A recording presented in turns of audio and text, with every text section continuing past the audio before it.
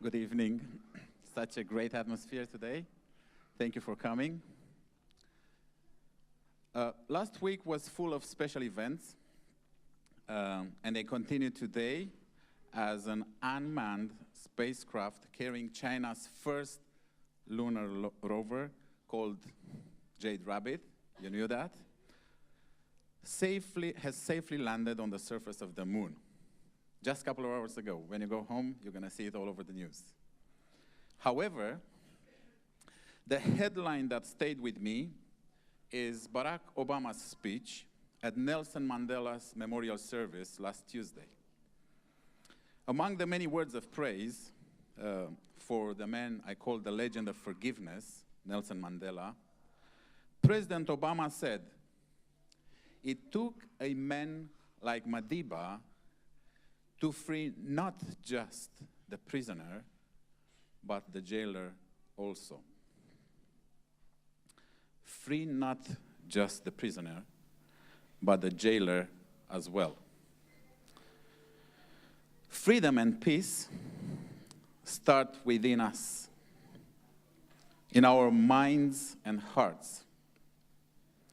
27 years of prison couldn't take away the peace and freedom of a man who believed in equality, democracy, and peace. In 1993, 3 years after his release, Mandela received the Nobel Prize for Peace.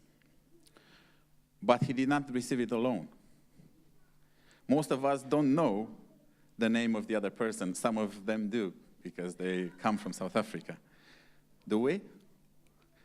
The other individual was the South African president at the time, Frederick Willem de Klerk.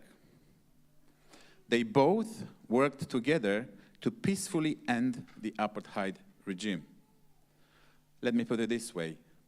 The oppressor and the oppressed, a white man and a black man, worked together to peacefully end the apartheid regime. And they shared the Nobel Prize for Peace. This is not all. Mandela invited Paul Gregory, his prison warden at Robben Island prison, to his presidential inauguration ceremony in 1994. Free not the prisoner, but the jailer as well. Peace has a price.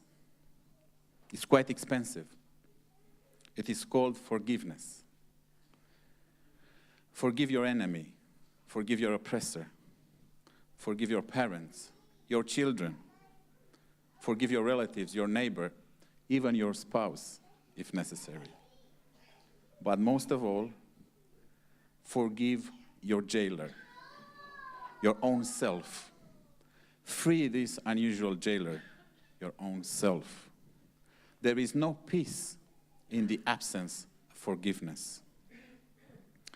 In the Gospel of John, chapter 14, verse 27, we read, "Peace I leave with you. My peace I give you. I do not give to you as the world gives. Do not let your hearts be troubled, and do not be afraid." As we celebrate the birth of Jesus, the Advent, let there be peace. Let there be peace in the world. Let there be peace in your home. Let there be peace in your hearts. Remember, peace starts within us, in our hearts. Forgive and have peace. The peace that comes only from Jesus. Do not let your heart be troubled by holding resentments. Forgive. Do not be afraid to free the jailer, your own self. Forgive yourself.